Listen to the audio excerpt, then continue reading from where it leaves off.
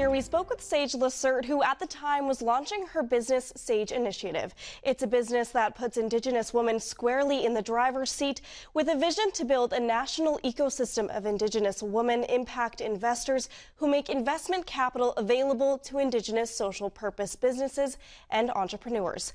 Now, 1 year later, Sage has hosted one cohort of entrepreneurs and is now accepting applications for this fall's cohort.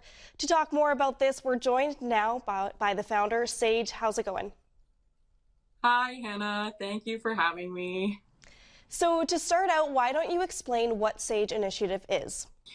Yes, I'd love to. Sage Initiative is working to enable a national network of Indigenous women trained in impact investment. We know that one of the biggest barriers for Indigenous entrepreneurs is accessing patient capital. So we wanted to solve that by offering Indigenous women the tools that they need for their basket to be able to make investments in their community and to contribute to that circular economy. What led you to choose business ownership, and particularly this business, as your career path? Well, I feel like I shared a little bit last time, but having grown up as an Indigenous woman and as a queer person, I've always been deeply committed to working for the benefit of Indigenous communities, Indigenous people. And so I've been informed very much by the Moose Hide campaign, which works to end violence towards all women and children in Canada, but takes a special focus, and our founding story came from Indigenous women.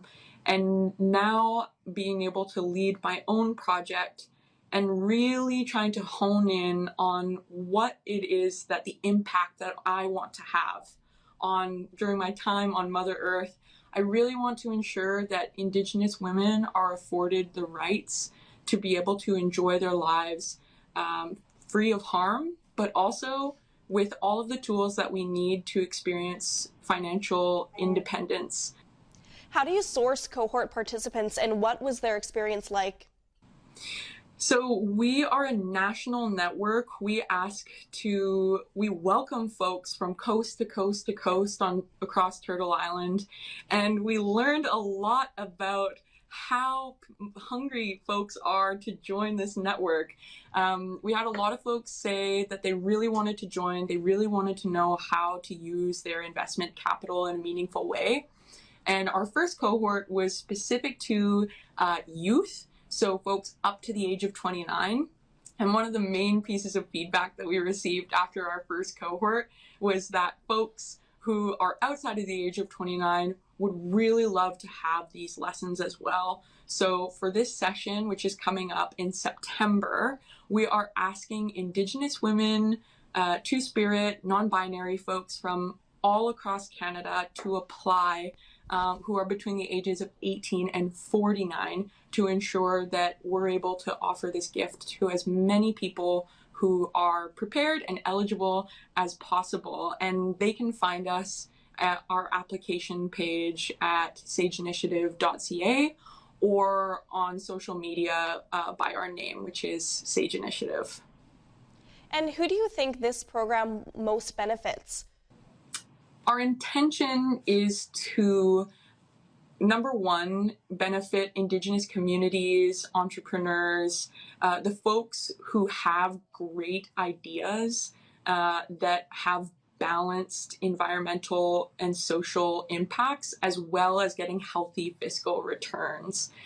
The second piece is that we want to ensure that our impact is great within the network itself. So each time we train an Indigenous woman, their family, their community, their children, folks all around form a rhizome, and they all get to learn as well from those teachings. And the last piece is that we want to have a larger influence on the investment landscape across Canada, and to be able to show people exactly what it means to incorporate Indigenous concepts of commerce into their investment thesis.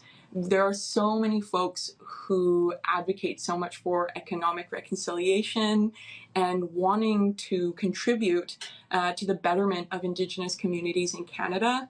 And our hope is that we will have an influence on that and welcome folks into our network, whether they are Indigenous or not, to join us in that effort. And lastly, what is the most exciting part for you as you continue to build Sage Initiative?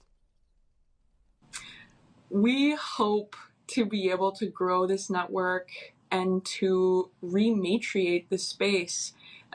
Traditionally, Indigenous women have always sat in roles of leadership, and we want to reestablish those critically important roles of leadership that Indigenous women hold. And one thing that I really want to do is to empower these folks to be able to make investments in companies and ideas that really matter to them, that feel very meaningful. Often what might happen is you can go to a bank and you can explore an ETF or put your money somewhere that doesn't necessarily feel like there's a lot of value alignment.